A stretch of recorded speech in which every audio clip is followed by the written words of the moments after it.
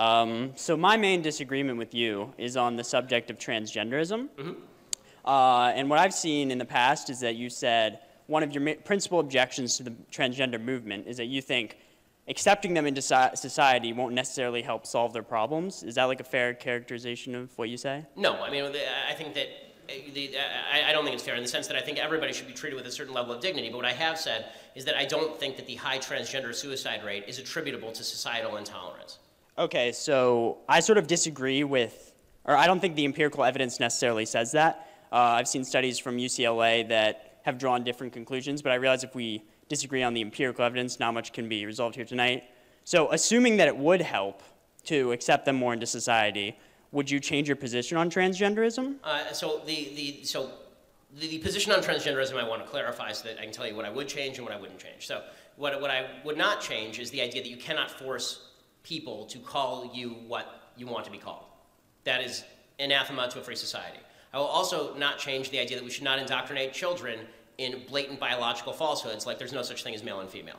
I think it's very important that kids know there is such a thing as male and female, and that these are real categories, and that a man cannot become a woman and a woman cannot become a man. I think that confusing children about this stuff carries its own inherent dangers. Kids are easily confused and easily screwed up. So I think that would not change. I've also said in conversations with people like Blair White, who's a transgender woman, meaning a man who believes he's a woman, I've said to Blair, like if we were at a restaurant or something and we were out to dinner together, I wouldn't go out of my way to call Blair White a he. I mean, presumably we'd be speaking in second person with one another.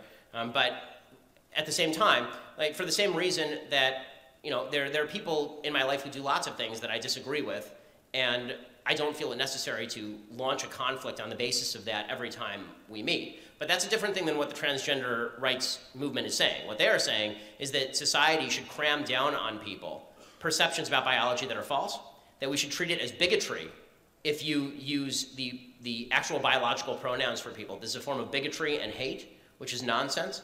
It's just something you don't like. There are lots of things I don't like. It doesn't mean it's a form of bigotry and hate. And that's where I stand on this. So again, I think that we should try to treat people with as much civility as possible. And in my position as a public figure, you know, I am very often speaking on the general kind of issue. I'm not speaking on one-to-one, you know, out to lunch or something. That's a little bit of a different thing. You know, when my child is 4.5 years old, right? She comes to me and she will say, "Dad, I drew a picture. Do you think that it's good?" And the answer is yes. I mean, I love my daughter. Sure, the picture is great. Now, is that, if I'm an art critic, is that going to change my definition of good or art? No. I mean, if I were the art critic at the New York Times and I were reviewing my daughter's picture, I'd say this is garbage. It's not good at all, right? I mean, but my public position is that I am the art critic at the New York Times discussing issues of public importance and public policy. I don't think that it is the responsibility of other people to protect your fragile mindset.